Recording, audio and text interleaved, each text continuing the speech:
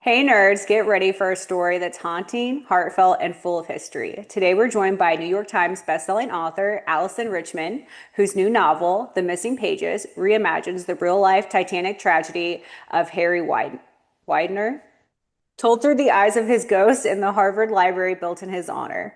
Allison is the author of The Lost Wife, soon to be a major motion picture, and so many stunning novels that blend art, love, and the echoes of the past. The Missing Pages is part love story, part ghost story, and a tribute to how books can keep our stories alive long after we're gone. Thanks so much for being on, Allison. We're so excited to have you here. Thank you so much for having me. I'm so thrilled to be here. Hey, Yeah. welcome, welcome. Well, we can dive right into it. And can we kind of just do a little, before we talk about your new book, can we talk a little bit about The Lost Wife and tell us how exciting it is that it's going to be adapted into, yeah, like, That I I'd guess, like to have a book adapted into a potential major motion film. yeah, Yeah. There's so many things that have to happen till you see it on the silver screen. yes, But it is, a wonderful thing to think that people who read your novel think that it has potential to be something that would translate to be something visually and emotionally moving onto, the silver screen. The Lost Wife is a novel that explores how an artist experiences really one of the most darkest periods of time during the Holocaust, how she's able to forge her own resistance in a concentration camp. And so it examines how the creative spirit cannot be extinguished.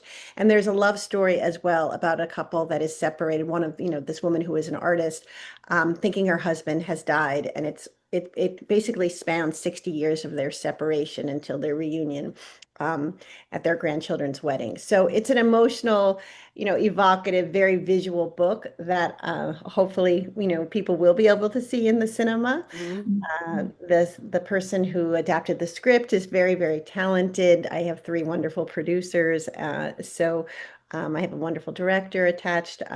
So we'll see if it gets to the final step. I mean, development is getting that script and trying to get it, actors and actresses attached.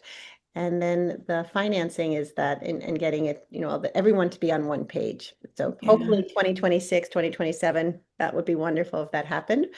yeah. But in the meantime, as a full-time author, I'm just working on my next book and so happy to be here to talk to you about the missing pages. Yeah, that's really exciting though. Yeah. Yeah, Like you so said, you're like, I gotta keep exciting. going, but you're like, it's exciting if that happens or not. Yeah. Let's Yeah. hope so. Let's hope for Yeah. many good Yeah. things in 2026 and put 2025 behind us. Yeah. Yeah. Yes. Yeah, that would For be sure. nice. For sure. For sure. But yeah, we fingers crossed it happens. Yes, fingers Yeah. crossed. And, Yes. We're wishing when that. anything I think is translated in a different artistic form, it's really very interesting to see, how that is Mhm. done and what bubbles forth in high relief that is Mhm. maintained in a script from a book. And there's also that challenge of condensing a 350-page book into, an hour and a half movie. So, Mhm. but I find it very exciting and very thrilling. Yeah. Yeah. I know like since you're kind of still in the process of that, have they like consulted with you or is it more like this is what we're gonna do and like then they talk to you on like the back end? I'm very lucky that I'm included in the conversation, and I feel like I Mhm. have a very good working relationship with everyone. Nice. And so I think we're all on the same page, which is really lovely. And yeah, I am included contractually, of course, if they have final say on everything, but I am part of the conversation. That's really good. Yeah. Yeah. Yeah, Yeah. it's important. Don't want to feel like they're taking No. away your story and your characters. No, no. Yeah. Uh-huh. I think their intention is to be very respectful to the story. I mean, they fell in love with the story to begin with, so I think, Mhm. Mhm. you know, just a way to get it done in a very challenging environment right now. Yeah, Mhm. for sure. For Yeah. sure. Yeah. Well, that's awesome. Like you said, we're fingers crossed. Yeah. We're wishing Fingers you crossed. all the best of luck. Yeah, for Thank sure. you. Can we ask you, like, since you have like such a distinctive like career and voice, like what made you start writing in the first place? Like what was kind of your Mhm. inspiration to get you onto this career path? Or did you have another career path before the being a So writer? So I really started writing straight out of the gate from college. I was an art history major and Japanese studies double major. Originally, when I went to university, I thought I wanted to be a visual arts major in paint, like my mother. I'm the daughter of an abstract painter. Mm. But when I started taking art history classes, kept on hearing from my art history professors that I had this gift for making the painting come alive and the story behind the painting. And what I think they were trying to say is that I love that deep dive into putting a painting into historical context, looking at the psychological relationship between artist and muse, looking for clues in the painting, what the artist might have been trying to convey without the use of words, but through imagery. I just absolutely love that. And I loved learning in the process of trying to sort of decode what the painting was about. And so I remember being under a tree, reading a book my senior year in college and thinking, if I could be anything in the world, I would love to write stories about artists against historical backdrops. Mm. And so, of course, that seems like a really niche job to tell anybody Yeah. what you want to do. I think they thought I was crazy when I said that's what I wanted to do, and they didn't seem to want to financially support this idea that I had. So what I decided to do was apply for a grant after college to research Japanese artists who had studied in Paris during the turn of the century. And I got a grant to finance that research, and I started my first novel my first year out of college, and I that subsequently became my first novel, The Mask Carver's Son, which was published in my mid-20s, and I have been writing novels ever since. So I was really, really lucky that I stuck to my guns and also figured out a way to finance that first, effort to see if I could get an agent to get my novel published. And so after that, every novel that I've written about usually has some sort of creative person against a historical backdrop. Um, and it just makes me really I love that challenge of trying to show how, there is a universality of creatives, when there is a time of darkness or when there is a challenge of how does that, personality trait of a creative kind of come out in high relief, and what do we see how that managed to assist them in surviving that time. Mhm. Yeah, because like Wow. art has always been there, no matter what is going on in the world, right? Yeah. Like no matter Yeah. what time, what type of Yeah. people, like yeah, Yes. Yes. and And it yeah. can be a form of resistance. It can be a form of, Mhm. another art is language. It's a, Mhm. it's something, a universal thread that can connect to everyone who's open to receiving, Mhm. the art. And so I find that just a wonderful portal into examining history and how the human experience can, unfurl against that backdrop. Yeah, yeah, for sure. Mhm. And like it kind of just reminds me of like during COVID, right? Like art was kind of I feel like the thing that connected all of us, whether it was movies or music or Yes. books, right? Yeah. Like the whole world shut down, but we all kind of went and connected to something that like it was art that Yeah. kept us It alive, was a, right? And it's a sustaining energy it art. is, Yeah. yeah. Mhm. And I think whenever you go into a museum and interact quietly with art, you always leave feeling so much better, less anxious, Mm, more inspired. I know I'm trying to incorporate that more in my everyday, to really receive art almost like, I don't know, a blanket of comfort during times mhm. which feel very unsettling.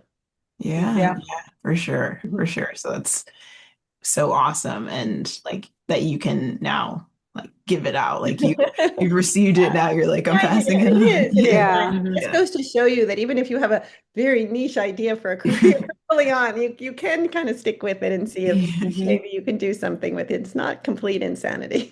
Yeah. yeah, yeah. Yeah. I just love that.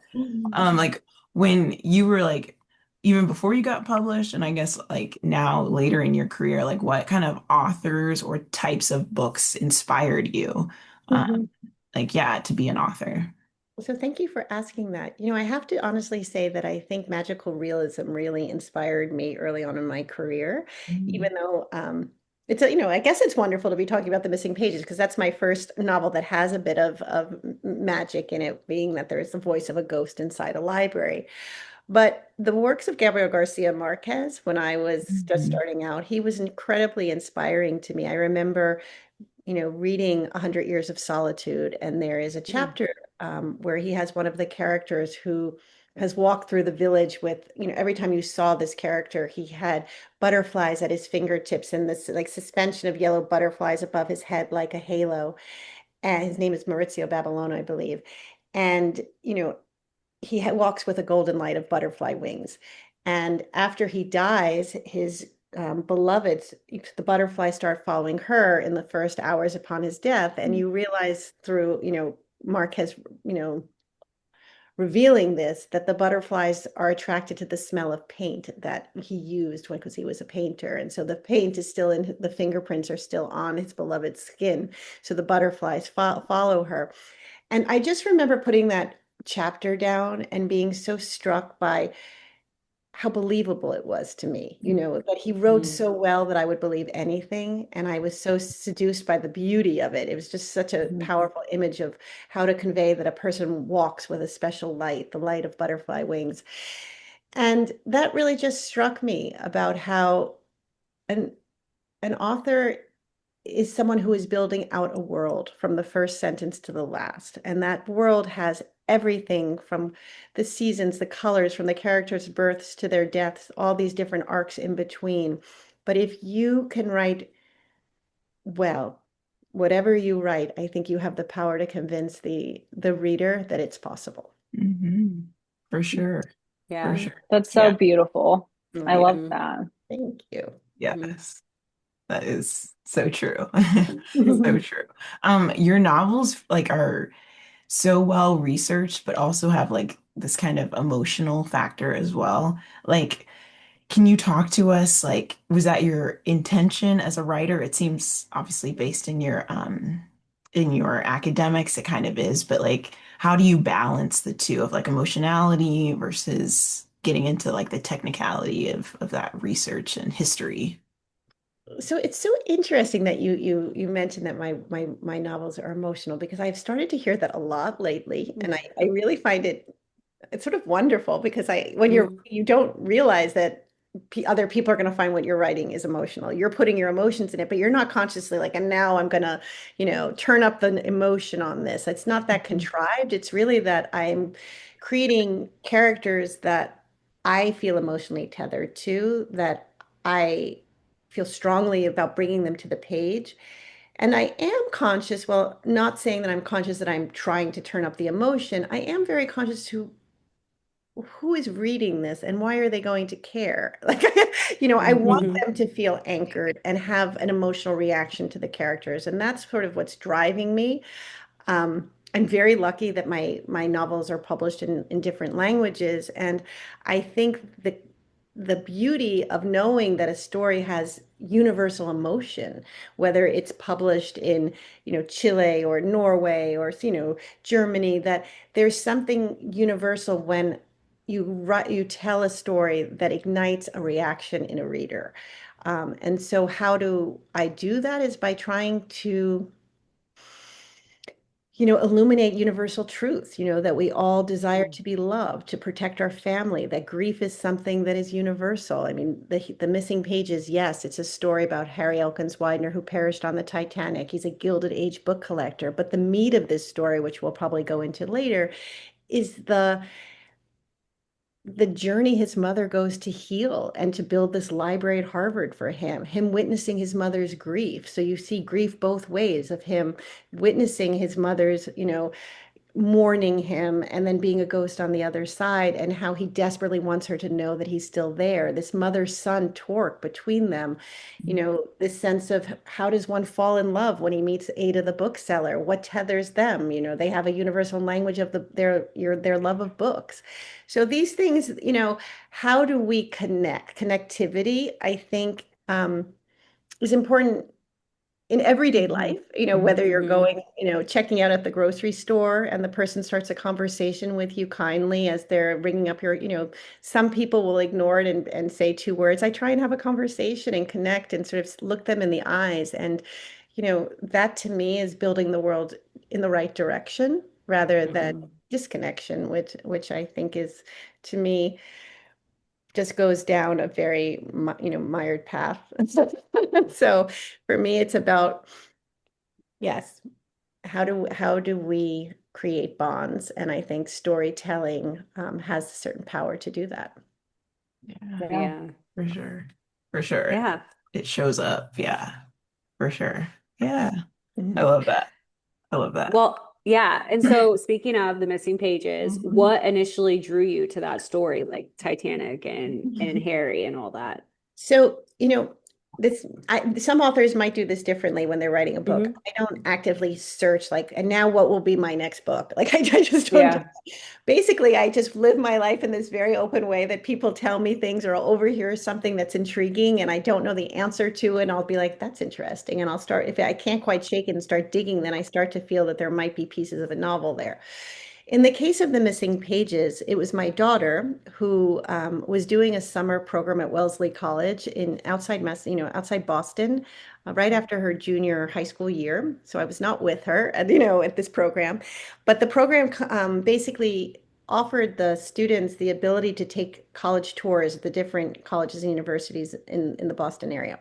So my daughter signed up for a tour of Harvard, and she went, with the tour. And when the tour guide got to the steps of the Harry Elkins Widener Memorial Library there, he shared with the prospective students this story that, a true story, that Harry Elkins Widener was a Harvard graduate. He perished on the Titanic at the age of 27 years old. He was a passionate book collector. And that his mother, upon his death, built the Harry Elkins Widener Memorial Library to honor him with his, and inside there is a special room with his 3,000 volume book collection, and his original desk and chairs. And he said that there is also a legend, surrounding him, that his mother, who was put on a lifeboat first, begged for him to get on the lifeboat with her. And he told his mother he just needed to go back to his cabin to get a rare and precious book, and he was never seen again, and the book was never found. She, as I mentioned before, went on to create this library in his honor. Not only did she create this memorial room for him, with his original desk and chairs, but to this day, every week, as her behest stipulated, fresh flowers are put on his desk, to conjure up the sensation that at any moment he might walk in, pull one of his beloved books from the bookshelf, and sit down to read. So when my daughter was like, and when I went to pick her up, she was telling me about all her tours. And she said, when I went to Harvard, they told this incredibly moving story. I had that like emotional flicker to it, that I immediately Hmm. could see this scene on the Titanic between a mother and son, a mother desperate to save her child, even though he was 27 years old and obviously had to stay behind with the gentleman who, so there the seats could be given up to the women and children.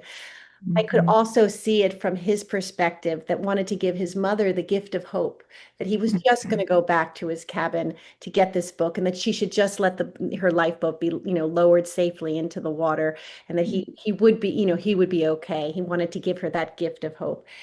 But as the weeks went by, I started to think, could there be any truth that there was a book so rare and precious that he Hmm. actually did go back to his cabin to retrieve it? And if so, what was that book? And so that's when that dive sort of doing the research kind of took over, Hmm. where I learned that it was, in fact, he had purchased this very rare book that was a 16th century copy of Francis Bacon's essays, that was so small it was the size of a baseball card. There was correspondence with him and Quaritch, his bookseller, saying that he had told Quaritch right before he left that he was going to put it in the breast pocket of his jacket. So just in case he was shipwrecked, he'd have something to read, which was sort of ominous and foreshadowing of what Hmm. would happen. Yeah. So I guess to answer your question, I had an immediate emotional response to this mother-son scene, and seeing it by both from both perspectives, and feeling that connection to it as a mother and also as a child. What would you do in that situation? But then this sort of golden rope leading me to really interesting research, to be like, well, could there have been, this book, and well, how did he come to buy this book? Why did he buy this book? Who did he meet along the way when he went to, to purchase it in London? Who were the booksellers of of the antiquarian book trade, and who were the book buyers like Harry? Who shaped him? What was his family like? What was his relationship with his mother? Because obviously they were incredibly close, and she goes on to build this beautiful, beautiful library for him. So right away, I could see the different layers of this story: mother, son, Hmm. healing powers of books, the journey of grief, um, the connection that books have with us, how we fall in love with fellow book lovers. Mhm. All of those things help me be inspired to write the missing pages. Yeah, that's very cool. It's so Mhm. interesting. I, Yeah. I I love that you wait to be inspired for your next work, like that you don't force anything. It's Right. so unique. Yeah. Yeah. I could, I'm sure people do or people, but for me, it's part of the spontaneity and the excitement of having that, reaction when Hmm. someone tells you something or you overhear something. Hmm. Um, I think I didn't, and this novel, as you mentioned before, I tell the story of what happened in those last moments of the Titanic through the perspective of Harry's ghost inside his mother in the monument his mother built in his honor. And that wasn't something that I instantly was like, and now I'm going to tell it from Hmm. Yeah. the ghost, because that is a little bit outside my typical wheel, my toolbox just to do a ghost story. But what I realized after doing so much of the research is that I truly wanted to give Harry a voice to tell in his own words what had happened. And there was this beautiful opportunity to create a first person narrative where he's not spooky and like a weird ghost. He's just a spirit. He's a soulful spirit who has witnessed not only his mother's grief, but also those who come in and out of his library over the decades. And so that also Hmm. introduced, the ability for me to have this omniscient narrator, truly the best omniscient narrator ever, who can, say what happened in the past, but also observe what's happening in the present. And in my dual timeline, I also have Violet Hutchins, who is a young Harvard graduate who has suffered her own loss and finds herself employed as a page inside the library. And she starts to suspect that Harry's ghost is trying to communicate to her, and sets her on this journey to sort of discover an untold chapter of his life. So he gets to see that and sort of, prod that along, but also tell what happened in those last moments on the Titanic and with this precious book. Yeah, that's super cool. That's what I was gonna ask you about is yeah, like that Mhm. his spirit or ghost Mhm. perspective is kind of like how did that Hmm. inspiration come? But you were Yeah, just kind of I like, mean, yeah.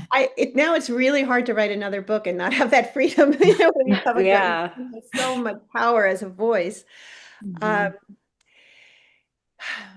what I loved about writing from the perspective of a ghost is to be able to put down on paper how me, is now someone who is a lot older than when I first started writing in my early 20s. Hmm. How I see mortality, how I see, loss and grief, and how I want to be remembered and what is important in life, and all those things, that soulfulness of observation and learned wisdom, to be able to put that into a voice where um, it doesn't sound forced, in my opinion, in the way I tell it, Hmm. in Harry's words, that had it be in another, if in a third person voice, I don't think it would have worked at all. So it just gives it another dimension, and an opportunity to, again, explore themes that I hope connect us. I mean, the sense of the signs that Harry, signals to his mother shortly after his death with the birds.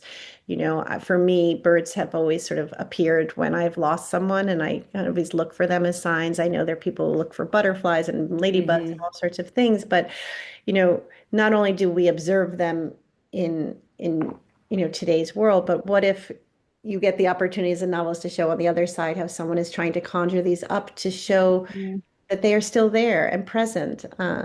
It's just a gift to be able to do that in certain books, I guess. Mhm. Yeah. Yeah.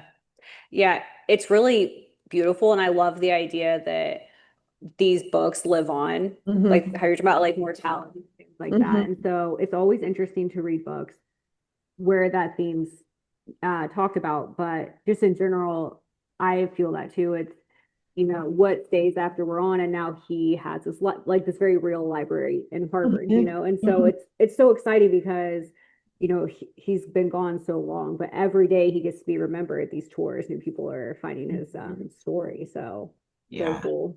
Yeah, for sure. For Yes, sure. he becomes immortal. Yeah, Yeah, yeah. yeah. I mean, Uh-huh. even if I didn't explore him as a ghost, I mean, his library, his room, when you walk into the Harry Elkins Wider Memorial Library at Harvard, it's a very emotional experience because you walk in and there's this beautiful, marble staircase that leads, and everything is in white marble.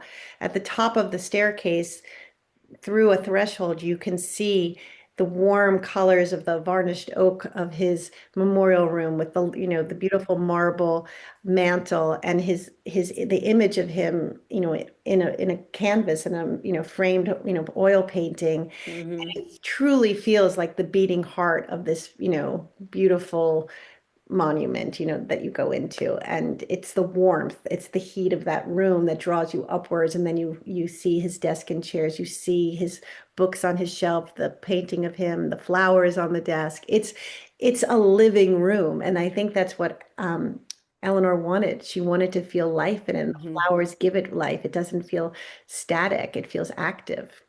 Yeah, that's so beautiful. That's so Yeah. beautiful.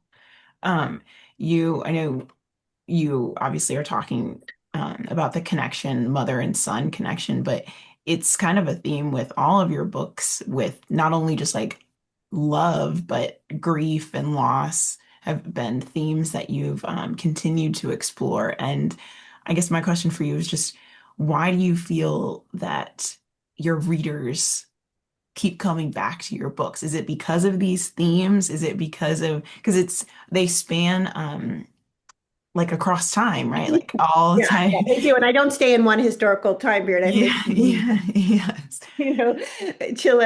I have, you know, the Winter Yeah. War, Finland. Like I have a lot of different parts of Hmm. history. I don't stay in one place.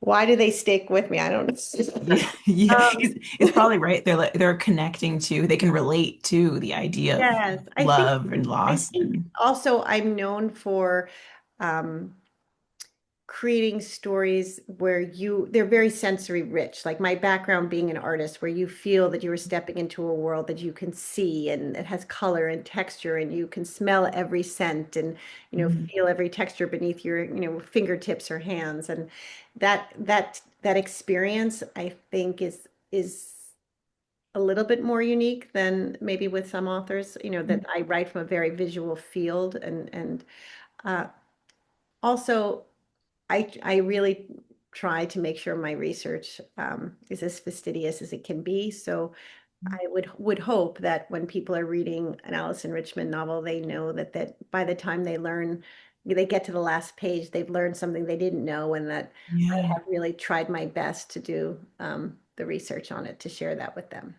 Yeah, I think I've just gotten recently into historical fiction. And I think that's the best part. It doesn't feel like you're reading a textbook. Like No, you're, no, Hmm. you're walking through history through the lens of a character you love and you're rooting for. yeah, That's historical fiction the best, that you learn it's through osmosis, that it doesn't feel like yeah, they're cramming it down your throat. Like, and then yes, 1868, this happened. So, yeah, yeah.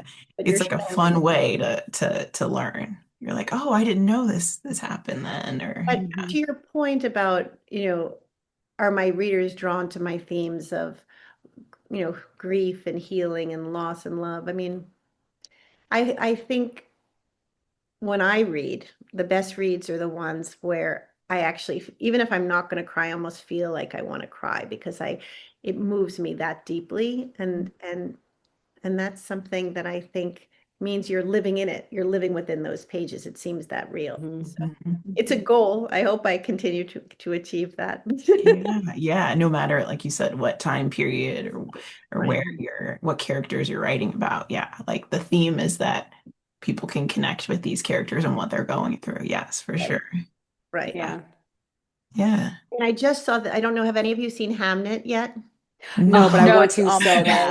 I'm seeing it for the second time tonight. I'm taking my daughter's home from college Ah. and I'm making her see it with me because I know she's going to love it. Hmm. Hmm. I just saw an interview with the director, and she was saying how, that she can't completely understand Shakespearean English, that it's not something that she has any background in, and it's a sort of a struggle. But that when, Paul Mescal and um, Jessie Buckley were bringing the lines to life, it didn't matter if you couldn't understand word by word, that the emotion was so strong bubbling forth through them that you Mhm. were moved, that you couldn't help have an emotional response. And so that really has struck with me, this sense that sometimes it's not even the words, it's something else. It's like the what you're excavating there in that scene that the person is responding to. And Mhm. Yeah. that's the beauty of art. Mhm. Yeah. Sure. It Yeah. transcends sometimes the literal translation of every word by word, but it's the emotion and the Mhm. that but I mean, I loved Hamnet as a book, and I'm very critical of most adaptations. This one is Mhm. spectacular. Ugh, I Mhm. can't wait to see it. I know. I was Can't wait. sobbing. I like at the end, I was like, it's so good. Since I know we've talked about this multiple times, but like the research specifically for this book, were there moments when you were researching, this point in history, talking about the Titanic, that were very difficult, that moved you, that surprised you? Yeah, like things that you were like, oh, I didn't even know this about the Yeah, Titanic or yeah, yeah, this yeah. That's a point great in. question. There were, and I really tried to share them in the book because I know that so many readers have a working knowledge of the Titanic. So many people have Yeah. seen the movie, they have a visual. So when I was doing my research and when something struck me as something I didn't know, I was like, well, I need to share that somehow. For example, I didn't know there was a gymnasium there, or a Turkish bath. I read Mhm. Mhm. in one of the accounts how someone remembered walking through the hallways when they were going to their cabin and that everything smelled new, even this fresh scent of paint, brass being freshly polished, and this sense of newness because it was its maiden journey.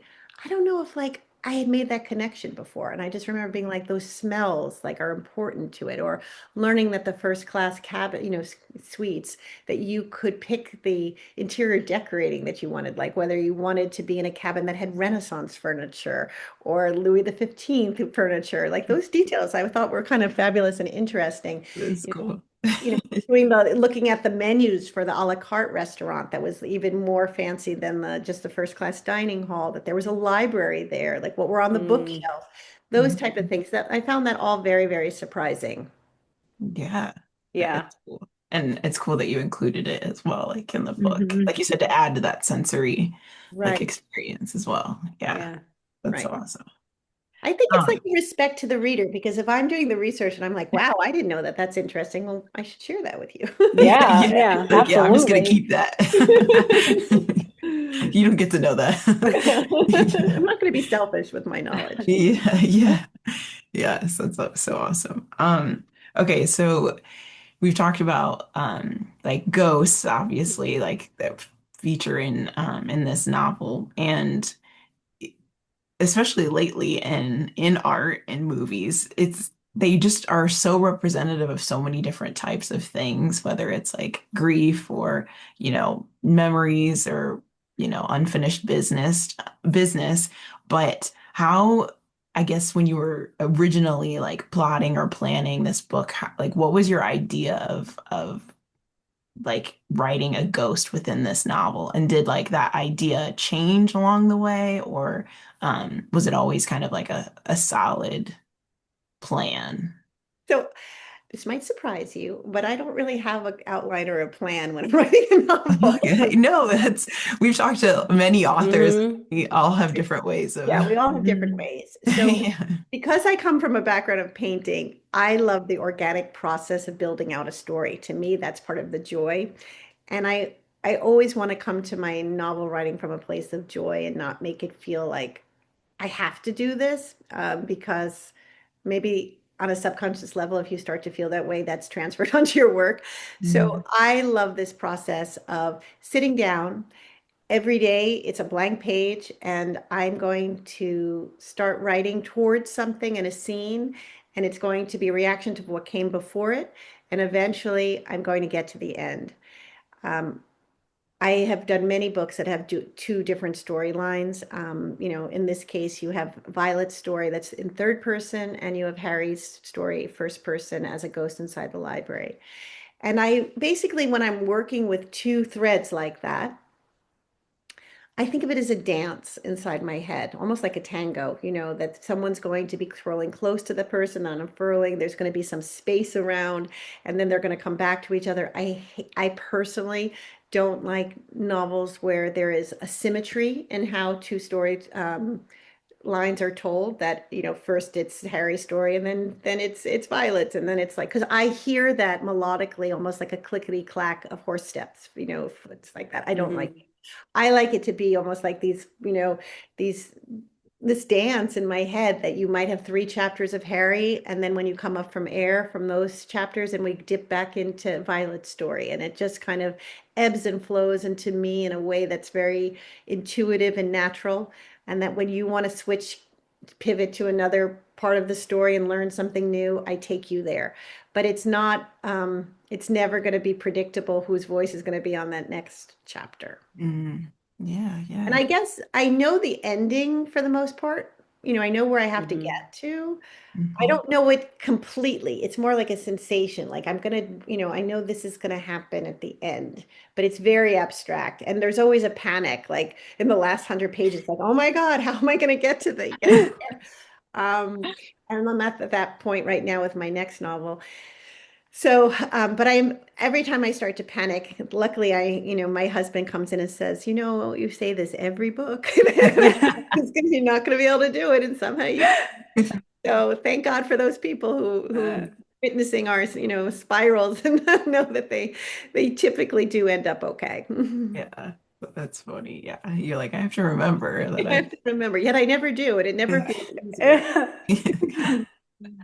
I love how you have such an organic process doing it. It's so interesting to hear how different people write and how it can be so different. So on a typical day that you write, though, do you give yourself like a certain amount of pages to write or words, or do you kind of just let it Mm. just come as it comes? So it actually changes. In the beginning, Mm, when I'm first starting a novel, I don't give myself pages. And the hardest part of writing a novel for me is the first 60 pages of writing, because I have to draw you in. I have to give the history of the characters, why they're important, what I'm setting you mm. up for.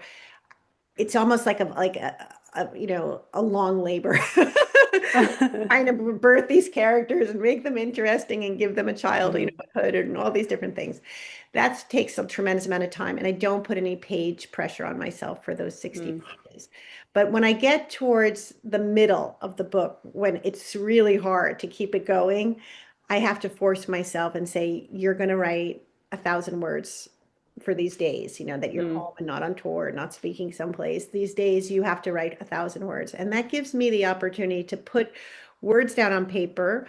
And then my process has always been that I begin the day of writing by rereading what I wrote the day before, fine tuning it, and then moving on. mhm, So it might take longer the next day to sort of refine them, but there's something there. There's like the clay to mold into something. Hmm. And then gotcha. it kind of gets me over that hump, and Yeah. on the target that I need to be, to get a book finished. Yeah. Well, yeah. Mhm. Yeah, very, very cool. Okay, so when you're writing, do you like to have like music playing? Are you like at home, like in an office? Are you in like a cafe? I guess like Never what's write the in a cafe. scene? Oh my God, never. I'd be like, who's that? What are they wearing? I'm very easily distracted. I work in an office.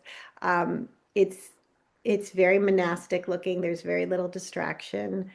Just the books my research books that I need to have, on hand. I do listen to music sometimes. The music never has words. So it's usually, sometimes I listen to Gregorian chant. Sometimes, I mean, I love Max Richter. I've always loved him. And it's just sort of funny that the nature of daylight is, part of the soundtrack for Hamnet. Because when I heard it, I was like, oh, this is what I write to. Um, So it's background music, but it's stirring background music. It opens up some part of my brain and I think some part of my heart. It's something that I personally respond to it, but I could never listen to music that had words. It would just be, Mhm. competing in my head, I think. Mhm. Yeah. I do Mhm. try and write for at least 4 to 5 hours a day. And sometimes I could just write a paragraph in that amount of time. I could be really slow. Mhm. I don't start writing until I've done all the research I possibly can for any novel. So usually that's usually close to a year, sometimes more. Mhm. But I need to feel that I'm wearing the research and that I don't have to stop and start. I do keep the books close if I have to check a date or something, but Mhm. for me, understanding the time period helps me shape and inform the characters. And I also love to travel to the places that I write about. So in the missing pages, I did go to Quaritch Limited, which sold Harry the book, the Little Bacon, which is it's the book he purchased was called. They still have their archives there, so I was able to read the letters that he wrote leading up to purchasing the Little Bacon and the other books that he got there. I went to Leighton House, those scenes that he goes to Ada where she's buying the Rossetti book. I traveled there, the Titanic Museum, all those different things. They help inform me before I start writing the book. And yeah, this is part of the process that I love. Again, I always feel like even if the book doesn't sell, hopefully I learned something. Mhm. The publisher doesn't want, Wow. but Yeah. Yeah. we'll You learn. really just like immerse yourself in it. Yeah, I I do. love that. Yeah, Yeah. beautiful. Wow. That's really cool. Really, like you said, you're learning as well on Mm, top of writing this mm. book. Yeah. Very cool. Um, what would you like advice would you give to writers who are wanting to write historical fiction and like they don't know where to start, where to begin? Yeah, if you could give them advice. So if you are, a um, aspiring historical fiction novelist, my advice to you would be to have tenacity, to stick to your guns on what you want to write about, to do your due diligence with your research. Your research has to be really, as I said, fastidious because you do one wrong thing and people just then doubt everything. Mhm. With any novel, budding novelists, I think it's important to try and write every day, at least 5 days a week, a little bit, even if it's just, 5 sentences, but to keep consistency in building your story. I mean, if you keep doing that, eventually you will get to the end and have a finished manuscript. So it's just that Mhm. dedication. I think a lot of people have ideas in their heads, but they don't have um, it's not fortitude, but it's the tenacity to say I'm going to stay home and I'm going to do the work every day. Like I'm not going to go out to lunch if I have only an hour to do something, I'm going to work on my novel. So just stick with it because if you don't, you're never going to get to the end, and you do have to have a finished manuscript to sell a book in early on in your career. So that would be my Mhm. my advice. And also continue to think like I find this interesting and I've never read about it. I have something I want to share with my potential Mhm. readership. I think those golden nuggets of having a book that illuminates some little known piece of history or something that most people don't know, that is what's going to draw readers to your book. Mhm. That's very true. Very true. Like you said, Yeah. because Hmm. if you're learning something as an author, of course, then the readers are going to learn Right. something. So yeah, yeah, Right. Yeah. yeah, for sure, for sure. Um, yeah. Okay, we can wrap this up. One final question, and then we can do some kudos and wrap up. What do you hope readers carry away with them after reading the missing pages? Is there like Yeah. Mm. some final? So, what do I hope? I hope that the readership for the missing pages that it awakens their memories of books that really were impactful for them, that can make that forge connections for them, that makes them want to sort of dig those books up and share them with either a family member or a friend. And I also um, I hope it also awakens sort of an appreciation for libraries about the fact that these spaces that have shelves and shelves of books are places where you can travel and that you can learn, and the librarians who help keep these libraries going, that they're just they're the best part of our society. I just was speaking to a historical novelist today who was doing research on the children's library that Carnegie had, helped finance in the early 1900s. And I didn't know about this particular library that was just full of children's books. And just this, I mean, it's just to me a place of connectivity, of knowledge and inspiration. And that, we're here today talking about books and process and stories that connect us and, all of those things. And it just, to me, brings out the best of us. And I think this is a world now where I'm just looking for that light. And I hope that people are, Yes. just trying to put that in their daily life to even to say, I'm reading a great book today, or my mother, if your mother passed away, to say, this was my mother's favorite book, or to search for some book that someone gave you a while ago and to cherish the inscription. These are just things that I get emotional that I think, bring out, the best part of our souls. Hmm. That is very true. And especially nowadays when, like, I mean, again, not that to take away from movies and book or movies and TV shows and stuff, but like you said, books just need to be so cherished and libraries especially. So, Yes, yeah, yes. Libraries are so important and they they're are. the rocks of our communities. And Hmm. one of the things that I wanted to do in the missing page is to show in modern day that someone like Violet Hutchins still finds healing and connectivity in a space that was built by a mother healing from her own grief. That nearly 100 years later, the space continues to offer that place of knowledge and of storytelling. And if you think about it, just to end in a nice full circle, that here my daughter overhears this story at a tour of Harvard about Harry's life when he died, how he loved books. And even if the legend about him going back for the book and not getting on the lifeboat is not true, or maybe it is, but it's irregardless, his name and his story is being told dozens of times a day. I mean, I can't imagine how many tours that Harvard gives. I was just there at Harvard Bookstore doing an event, and right before, my husband was like, "Let's take some pictures in front of the library." And while I was there, a tour was being given, and the legend was being shared. His name was being, said, and it keeps him. He's literally alive every day. And here my book comes along, and he continues to be alive, and that is the beauty of sharing stories. Hmm. So Yeah, true. that's incredible. Yeah. Yeah. Like you said, he's immortal. He's immortal. He Mhm. is. In His in a way that it's like not what you think of. You're like immortality is like, beyond his mother's dreams that have yeah, been told so many times, yeah, and that yeah. to this day the flowers are still there and it's still alive. And it's just, to me, this story encompasses everything good. Hmm. I mean, That's the sinking of the Titanic's not good, but what Yeah. comes afterwards. yeah, yeah, Hmm. yeah. What good obviously could Yes, come from that? yes, Yeah, yes, yes, yes. for sure. And honoring, a person that you loved. And how do we do that? It's Yeah, important. yes, for sure.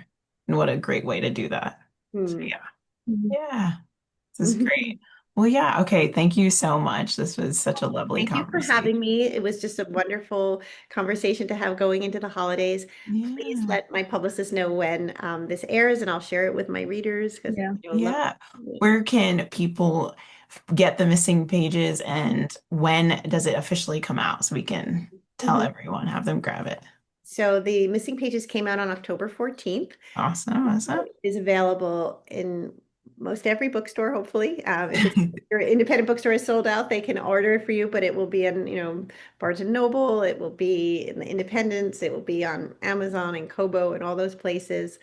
And yes, and you can follow me at my name, Alyson Richman, ALYSONRICHMAN, um, for Instagram and also on Facebook. And I have a website, AlysonRichman.com. All my tour dates are up there. So I'm continuing to tour into 2026. And yeah, I love to hear from my readers, and I'm grateful for their readership. Yeah. Amazing. Everyone go check Uh, it out. Mm. Real fast, just sorry before we sign off. I don't want to speak like for Stacy, but I just want to tell you, Allison, thank you so much for this episode. It's kind of a rough day for me and my sister, and just you speaking about loved ones and grief and remembering people. It's just it was just such a beautiful thing to hear today. So I really appreciate you, and Yeah. you know, thank Yes. It you so much. when you were saying how there's just we lost someone. It's their birthday today. Me and Ashley did, and she got into reading like the last 4 years of her life. And so when I think of books now, I know Ashley agrees. We think a lot like, oh, she would have really loved this book. And so Mhm. it's just like such a beautiful episode to have today and get to talk Yeah. to you. So thank you so much for taking the Oh, well, time. it makes me happy. And I don't believe Mhm. in any coincidences. So Yeah. Yeah. it's Yeah, just it was absolutely, the yeah, timing of this was just meant to be for what it it Yeah. Yes. was. was for sure. Like great themed episode, like you said, bring it full circle. So that was wonderful. Yeah. Thank you so much. Thank you so I, much. Thank you. yes, read The Missing Pages. And thank you again, Allison, for coming on. This is Yeah. wonderful. Thank you so Thank much. you. Thank Okay, happy you. holidays to everyone. Thank You too. you. Yeah. You too. Bye. Bye.